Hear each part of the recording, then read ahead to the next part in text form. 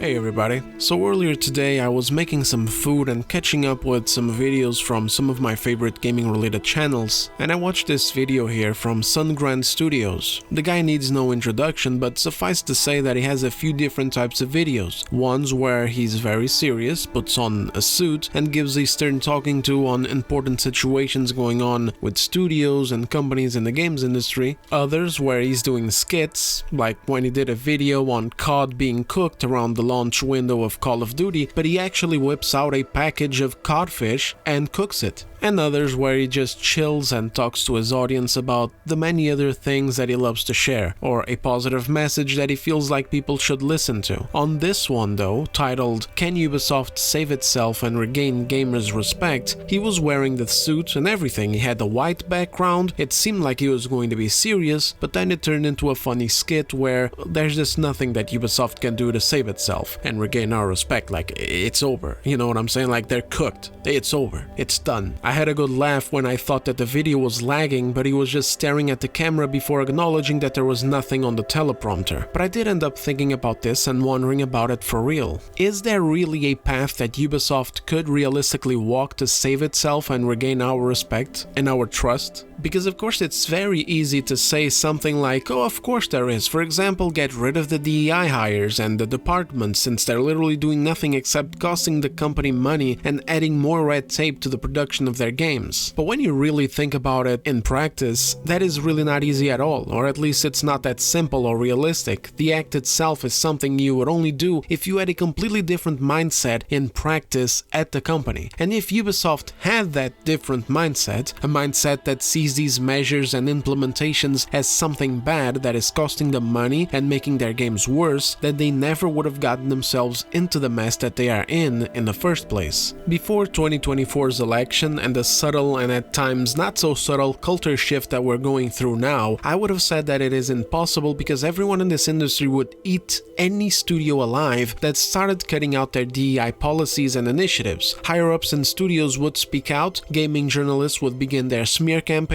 and putting loads of pressure on these companies with barrages of bad faith articles, and mobilize their woked out echo chambers online to raise a big ruckus towards any company or higher up responsible for a decision that would be deemed as bigoted. And then of course, if this ruckus got loud enough, if it got supported by enough higher-ups, developers, activists, fans, industry plants, etc., then they could have the classic effect that they've had for years now, where they essentially cancelled someone, or terrified them with a chance of cancellation, or loss of funding, or loss of sponsorships, or straining business relationships between different companies. Basically the cancel culture in action. Now though, after 2024 and all that it brought with it, including the election of course, I do see that this is a bit more viable, though it's still something that is resisted against. We can see what happened to Marek Tymiński, the CEO of CI Games, developers of Lords of the Fallen, who started creating polls on X so that his player base could vote on certain things that involve elements of DEI, such as asking people if they preferred the term male and female in the character creator over body type A or B. And then of course patching the game based on the result, which was an overwhelming amount of votes going for male and female. He also swore off of putting DEI elements in his games going forward. This got him and his developers banned off of the Lords of the Fallen subreddit by Reddit moderators, citing fascism as the reason for it. Because of course, nothing screams fascism more than putting things up to a democratic vote and then acting in accordance with the results of that vote. Of course, this also got him negative press from the game's media, as it goes strictly against their collective agendas, despite it just being literally a dude respectfully making various polls, most of which aren't even related to any contentious, sensitive issues and are just there to ask for feedback to help shape his company's future games. So yeah, you get my point. While things feel a little better after the current shift, where more people seem to be tuning off of this heavy programming that they've had to endure for years, where no one was allowed to even question the validity, legitimacy legitimacy and morality of forced diversity, equity, and inclusion programs, and all of the baggage that it brings with it, such as heavy-handed identity politics, emotional instability, narcissism, extreme rhetoric, hatred for any dissenting opinions, etc., we're still far from being free of it, and very far from having it not influence game development and just the gaming space in general. So that's something that needs to be taken into account here, because realistically Ubisoft doesn't have that mindset. Realistically, they have so many activist types latched onto their studios that their morale has dropped significantly, and it has gone to impact their games. And realistically, Ubisoft doesn't have a CEO like Marek Tymiński who is genuinely invested in making better games and listening to the players. Ubisoft instead has Yves Guillemot, which we'll get to later in the video.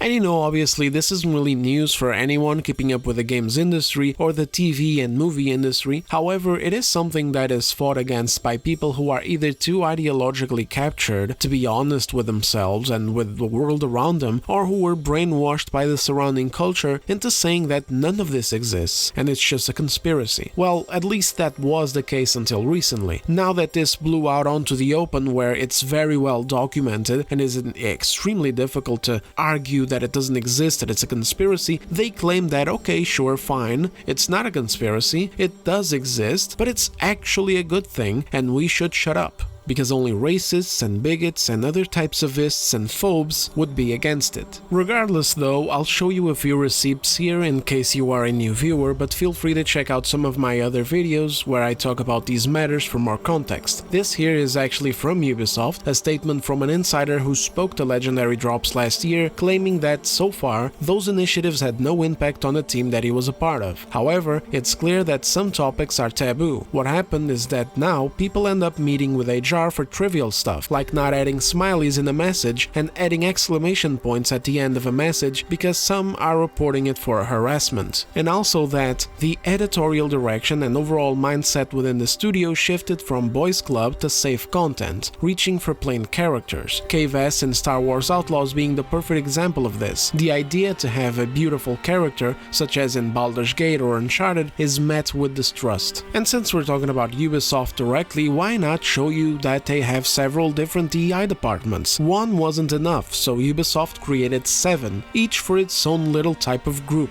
Basically, it's DEI for your DEI, or it's heavily mutated DEI, you know, it's like DEI injected with the forced evolutionary virus from Fallout. It's the SJW equivalent of splitting the atom and creating something never seen before, something that crosses the boundaries of reality. So don't do this at home. Now you have high voltage, just And they really are all useless. All that these things do is leech money off of the company and add red tape to game development. They don't actually provide anything of value. Literally nothing. I think Assassin's Creed Shadows is a perfect example of this. Despite having their own department dedicated to Asian people and culture, Assassin's Creed Shadows has been mired in controversy because of crossing or straight up offending Japanese culture multiple times. Feel free to check out this video here for more information on that. Other types of things related to this type of infestation that complicates the game development is this list of creative restrictions shared by Xbox Game Studios. It's caked in little rules and standards to follow or keep track of in the creation of video games, to the point of total lunacy, such as diversity quotas for characters in the game world, and even screen time to be dedicated as equally as possible to each of those ethnicities injected by these quotas. Among other completely batshit insane things like trying to go out of their way to properly represent these different groups and cultures to the point where they must be focused on, they must be made proud of. It's total insanity, and it just gets in the way of game creation and of game development. Like you can't even just simply create a character and then have that character fit into whatever roles you want to put them in. You have to scrutinize, you have to think about, oh my god, is this role appropriate for this character because of their ethnicity? Oh my god, maybe I should change their ethnicity. Maybe this is offensive. Maybe this is insensitive to their culture. Shut the fuck up. While this is a list specifically shared by Xbox Game Studios back when they wanted a virtue signal against Stellar Blade by deeming Eve to be disrespectful because of the way that she looks, with a design that is harmful to women and off limits to be put in video games, something that is quite noticeable if you play Avowed and notice how fucking drab and inspirationless their characters look, both male and female to be honest. This is actually something that is followed as a general rule by many studios and consultant companies, etc., that engage with this kind of DEI crap and quote-unquote safe content. Xbox just happened to be the ones to let it slip out into the public first, because they're so out of touch that they thought that this was actually something that was going to look good for them. As pointed out by the insider who spoke to Legendary Drops, KVS is a really good example, as they literally took an attractive actress and botched her face and body to present her as a more bland character, completely devoid of any notable physical characteristics that the actual actress herself possesses. Safe content also touches on other aspects such as storytelling. Once upon a time, Ubisoft actually delivered some damn good stories. Earlier years of Assassin's Creed were loaded with good moments between assassins and Templars, who didn't just merely clash with swords, but also with words, battling it out with their adverse ideologies.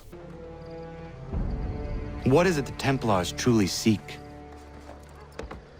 Order. Purpose. Direction. No more than that. It's your lot that means to confound with this nonsense talk of freedom. Time was. The assassins professed a far more sensible goal. That of peace. Freedom is peace. Oh no.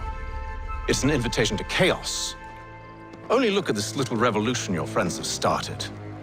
I have stood before the Continental Congress and listened to them stamp and shout. All in the name of liberty. But it is just noise. And the people have made their choice. And it was Washington. The people chose nothing. It was done by a group of privileged cowards seeking only to enrich themselves.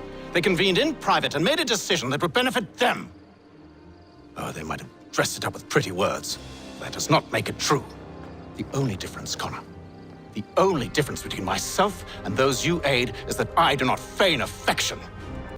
Now, we all know that Ubisoft's issues aren't just to do with this stuff. This stuff is just what's more prominent now in the industry as a whole, but of course, Ubisoft has had many other problems over the years. The quality of their games has been going down for a while, as they've been focusing on doing less and less in each of their franchises, delivering very basic games that do the bare minimum, but never push past that threshold to deliver something unique or marking. Basically, it allowed them to keep pumping out more games in less time. At the same time, they also kept going with overpriced game editions, cutting content to sell separately as DLC or pre-order bonuses, and of course e-stores packed with cosmetic content that should have been put in the game to be given to the player as a reward for engaging in these massive open worlds caked with question marks. Their flagship franchises have melded together, almost looking like variations of one another and 100% looking like their previous iterations, with just some new additions or changes here and there. This actually worked for a while, but recently people have been buying less and less, waking up to the fact that Ubisoft has been nothing but a slop factory whose slop is degrading and becoming more and more watered down, to the point where it can't even be consumed as slop. More on this in a second. And that's not to mention their terrible disconnect with gamers in general. This has already been going on for a long time. Remember when they did these presentations at E3? Is it just me, or were theirs always the fucking cringiest ones with some lavish out-of-touch dance routine and "how do you do, fellow kids" type of language? And last year, one of their executives gave us this iconic line right here: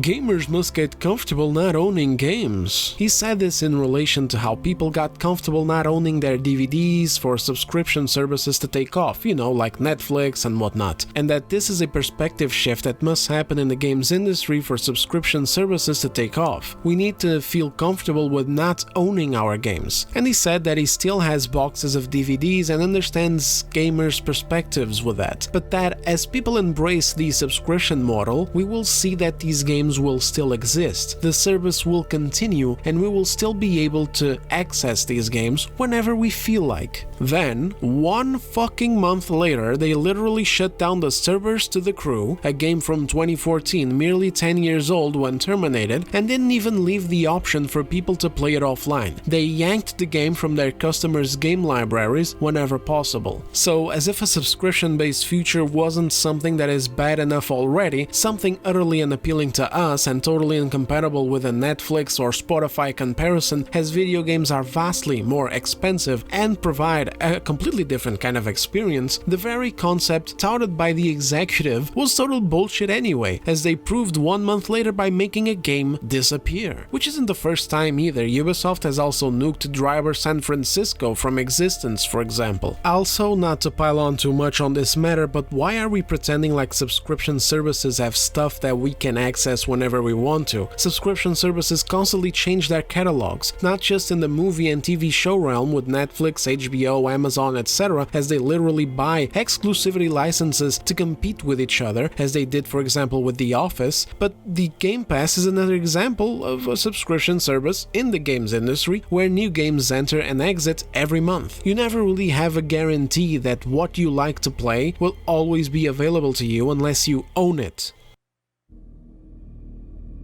So yeah, Ubisoft has been in and out of trouble for so long and for so many reasons, even before going hardcore down the DEI road. Their intentions are just not clean at all, and the only way to ever make a redemption arc would be for them to completely change their tune. During the whole Tencent negotiation situation, things were moving along until they came to a bit of an impasse as the CEO, Yves Guillemot, you know, the guy in charge of Ubisoft's utter decay into dogshit, wanted to still remain in control of the company. I remember an article particularly specifying his desire to remain in control of Assassin's Creed, and ever since then I haven't really heard any further developments, but it's pretty damn obvious that a company wouldn't be interested in buying another company while having the moron that ran it into the ground remain in control. Yves Guillemot is a true problem for Ubisoft in more ways than one. Last year when a memo leaked out, we got to see this guy's brand of leadership. The veil was lifted, showing just where these big problems lie. In relation to Star Wars Outlaw's massive flop, he referred to it as a soft launch and cited Metacritic ratings and ratings from PlayStation Store, Xbox, and Epic as something of substance to draw positivity from, with scores such as 76 out of 100, 3.85 out of 5, 4 out of 5, and 4.4 out of 5, all while this fucking game was burning, with loads of clips online showing not just a plethora of embarrassing bugs, but also a lack of mechanical depth so incredibly nonsensical, such as for example, the inability to hold on to a weapon while climbing a surface in a video game where shooting is like 80% of what you do. He also coped endlessly about gamers having extraordinary expectations, requiring ultra-polished games on day one, implying that Star Wars Outlaws is, at the very least, a polished and good enough game to meet normal expectations, when it clearly wasn't. And then he ended this memo by touting how their goal as an entertainment company is not to endorse any specific agenda.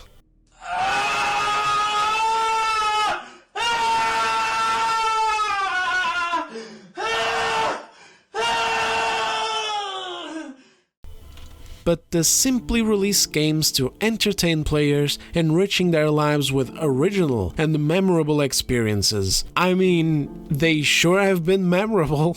And he also said that he believes in their ability to bounce back, approaching the challenges that they face with lucidity and determination. Basically just a bunch of carefully curated corporate bullshit that just shows how disconnected Ubisoft is, not just from its own audience, you know, like from us, from the people who buy and play video games, but also disconnected from reality in general, where the CEO of the company can even be real with his people. He has to put up this super filtered notice that hides the true reality behind the failures of the company on their recent games and the true reality behind the difficult period going on within Ubisoft itself. So much so that this leaked memo almost looks like it leaked on purpose to show investors how chill the narrative is within the company, how everything is just fine. Needless Needless to say, Yves Guillemot is a massive obstacle when it comes to the potential of Ubisoft ever getting better. He just doesn't get it. A major thing that Ubisoft requires to recover from this shit show that they are facing is to make actually good games, to put in the time that is required to do that. And what they require to gain people's trust is to get away from their money printing machine mentality. And Yves Guillemot can't do either of these things. He's just an out-of-touch old dude who has absolutely no fucking idea what a good game even looks like, and absolutely zero regard for people as customers. He believes that if he just keeps cranking out the same shit over and over and over in the exact same way, he's going to get somewhere. He genuinely believes that, for example, if he just manages to release these sloppy games in good shape at launch, all his troubles will be over. But this is just not true, because even if Outlaws released fully functional, without any mechanical or visual bugs, it would still be a bad, unappealing game missing a bunch of necessary features to make it something somewhat viable as another Ubisoft game for people to spend time in. The game looks utterly unfinished. It's not because of bugs or anything, or because of the look of the world. It's not that, it's just the way that it plays. It looks, it feels unfinished. This game needed at least another year or two in the oven, with more mechanics being put in, more features being thrown in to actually create something of a viable and fun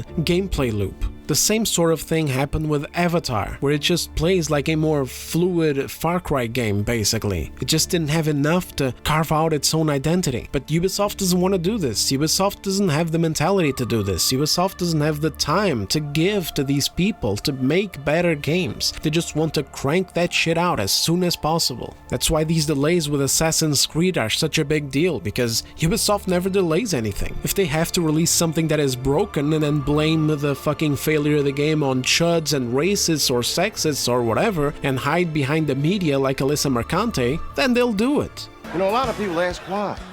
Why treat the customer this way? Why?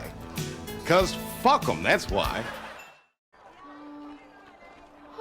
So, can Ubisoft recover from all of this? Can Ubisoft ever regain people's trust? I mean, to some extent, anything is possible. A few years ago, everyone wanted to crucify Konami for what they did to Hideo Kojima and to the Metal Gear franchise by releasing the abysmal Metal Gear Survive, which featured hilariously bad DLC, such as paying $10 to unlock an additional save slot. And then after that, they hoard out their IPs to just be used as backdrop for gambling machines, among other disgusting behavior. Yet now, recently, with the promotion of Metal Gear Solid Delta, aka the remake of Metal Gear Solid 3 Snake Eater, they've been actually getting quite good PR because of how they've approached this, showing a genuine interest in recreating the original game as true to vision as possible, so far without any signs of playing to Western agendas of censoring female characters, or of suddenly and incomprehensibly making the boss or Ocelot or whatever a queer trans woman of color for the purposes of appeasing the ESG gods and appealing to the modern audience. More than that though, they've even listened to fans before launch, promising certain features like the piss yellow filter that the original game had, and a whole separate original mode where the game's camera behaves like the original did. And there was even a part of an interview where they spoke in favor of Kojima and opened the doors to work together with him again in the future if he so wishes. This was something that would have never happened 7-8 years ago. Their falling out was hardcore. Konami even prevented Kojima from coming to the 2015 Game Awards show, which made Jeff Keighley sob endlessly for the entire duration of the show.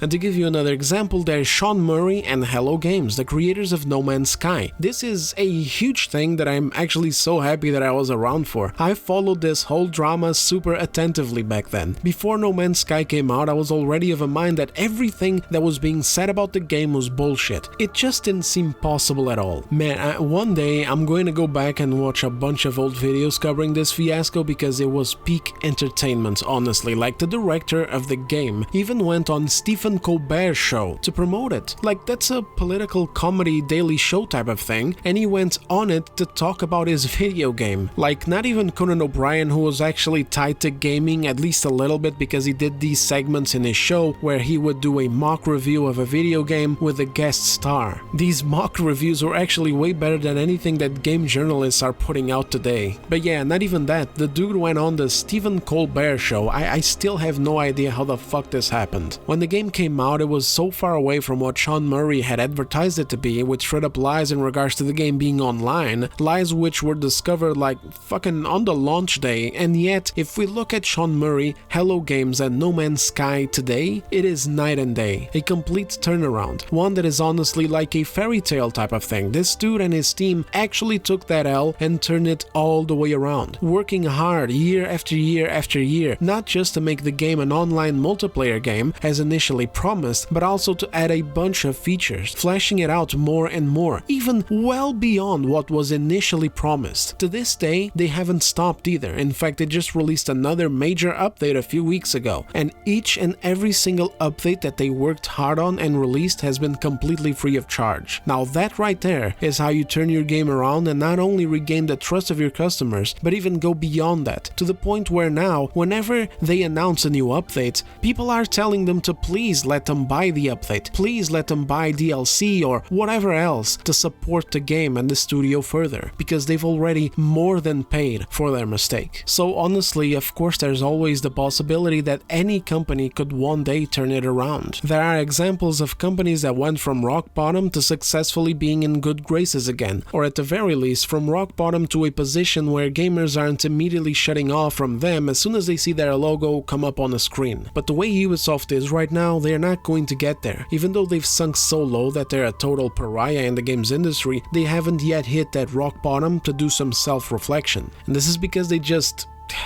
I don't know, it's like they hit the ground, and then instead of climbing back up, they just walk off another cliff to keep falling. They just keep plunging deeper and deeper and deeper into yet another hole, despite having so many instances where they could have learned from their mistakes and from their successes. This is their major problem, an inability to learn and listen, an unwillingness to do better. A big part of it from that CEO, as we just went over in the last topic, but it spreads out company-wide. It's ingrained into them. It's basically their company culture. In order for them to actually get out of this situation, they would have to go against this very culture, and I'm sure many developers would be down, like the ones who leak stuff out to journalists or independent YouTubers who cover stuff like this, like Legendary Drops. Like, obviously there's always going to be normal people working at these companies, people who know how to do their work and do it well, but ultimately are just there because they need their paychecks at the end of the day. So they're not going to fight against that culture, they're just going to assimilate and do their thing, and obviously there's nothing wrong with it. Like, we cannot blame people from just doing their job. But the rest are not. And while Yves Guillemot is ahead of the company, along with executives like that guy who thinks that we shouldn't get comfortable owning games, then yeah, no, there really isn't a way that we'll ever see Ubisoft save themselves and regain our trust anytime soon. Assassin's Creed Shadows means a lot for Ubisoft. They want this to be a massive success that brings them a lot of money, essentially a lifeline. They've delayed this game twice and been hard at work doing something. Honestly, who knows what? I guess it could mostly be just polishing the game, but there's been rumors of more than that, such as scrubbing some content after the massive backlash against woked out nonsense in Veilguard, and also backlash against themselves as well because of having cultural and historical inconsistencies in some of the footage shown so far. But there were also rumors that these rumors were spread purposefully in order to trick people into buying the game, as it would make them think that it's safe from the message. So at this point, I just don't care about which version of the rumor is true. I think that over time, with all of these controversies, this game garnered a lot of attention, and despite this being another Ubisoft game, which obviously implies what it implies, I think that it's still not going to flop massively merely because of the fact that it's Assassin's Creed in Japan. A lot of people are going to buy this because it's Assassin's Creed already. That's already a given, as many people don't even know or follow the news as to what is happening behind the scenes. I think that what happened with Veilguard, for example, is not going to happen here. I may be wrong, I mean hell, I would like to be wrong because I like to see companies being held accountable, but the thing with Veilguard is that it happened to a franchise that still held some level of respect for itself, you know what I mean? I think Dragon Age fans fans and BioWare fans in general genuinely expected something at the very least decent from Veilguard. And instead, what was there was the opposite of this. The game was substandard as fuck for an RPG, and the hyperfixation in identity politics brought us really palpable cringe. On the other hand, Assassin's Creed and Ubisoft fans have been putting up with mediocrity for a few releases now. Assassin's Creed and Ubisoft in general have this fame of being the sloppy junk food of gaming. Some people even buy them because of that. Like, they don't care about having a good story to play through. They just want to run around, climb some buildings, do some light stealth, kill some guards, collect some weapons, engage in some combat, clear some map markers, and be done with it. This core fan base of Assassin's Creed fans, and I say fans in quotations because they're not really fans of Assassin's Creed as a one-sprout franchise with good stories to tell and great characters to remember. They're just fans of general open-world slop,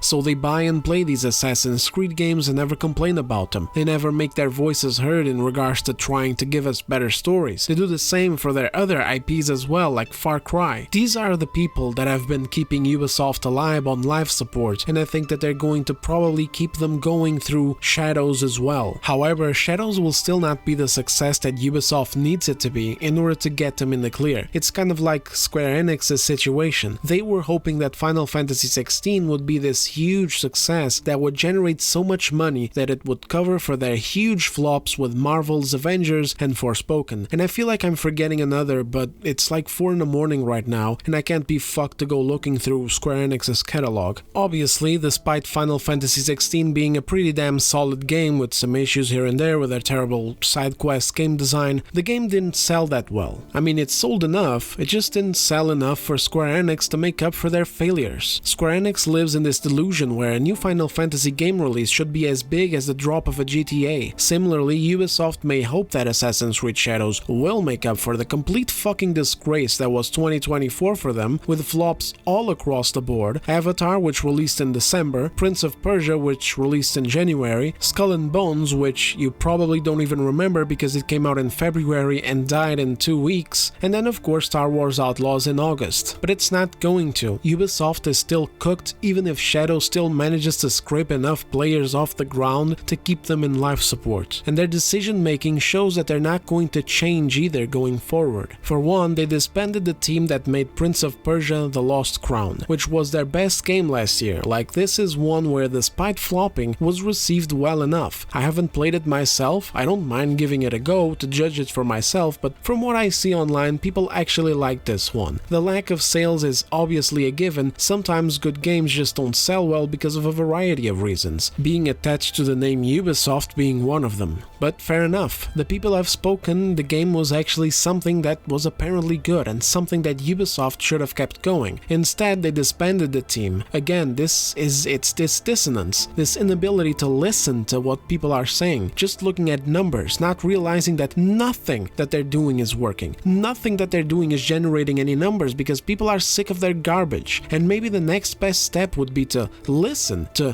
which one has the best feedback and invest into that. But of course they don't, because in the end all they want to do is keep doing more of the same. Yves Guillemot said as much when asked during a financial call if he could shed some light on the developmental plans for the next few years. He replied, "We have been investing significantly for a big pipeline of products for the coming years along our 2 verticals, these being open world action adventure as well as games as a service experiences, and that's what we want to deliver year after year." So basically, more of the fucking same. No lessons learned, no change of direction, no acknowledgement of their flawed plan that has been slowly killing them for years. They just keep on cranking it. Keep on cranking it until it fucking terminates more teams and gives up on more franchises along the way. Until others in the board of directors with balls step up, vote Guillemot off of his position of control, and either sell the company off or go underground for a couple of years, quietly restructuring to maybe make a return someday in the future with something exciting that gamers actually want to play. Do let me know in the comments though, how do you guys feel in regards to Shadows? I don't bite and I don't judge people and the purchases that they make. I'm genuinely curious as to how people genuinely feel in regards to it. As someone who does sometimes like to engage in a bit of fast food gaming on the side while listening to podcasts and etc., I am curious if Shadows has crossed a line for some of you. For me, it happened with Mirage. Valhalla was something that I still managed to play through until the end, but Mirage was just so uninteresting. Despite trying to go back to focusing on stealth and finally having actual assassins in game, it got to the point where it wasn't even decent enough as the equivalent of an unhealthy lukewarm McDonald's burger, and I'd much rather go back and replay Ezio Trilogy or Black Flag or Rogue or even Unity and Syndicate, which run so smoothly now even on consoles, or hell, go for Origins or Odyssey if I want a fix of that open world McDonald's burger. If Mirage was so shallow and dull that I didn't even feel like progressing, and Shadows has been getting worked on by people with supposedly even less experience, then I won't hold my breath for what is coming on the 20th of March. But anyway, that's about it from me on this one. Thank you very much for watching. Please give the video a like if you enjoyed it, and subscribe if you're new. Also, if you guys don't want to talk about Shadows, then even better. Let me know what you guys are playing right now, or if you're excited for something coming out in March. Personally, I'm looking forward to the first Berserker, Kazan. The demo was really fun. If you guys haven't played the demo, you should go check it out. Until then though, I'll see you on the next one. Take care of yourselves.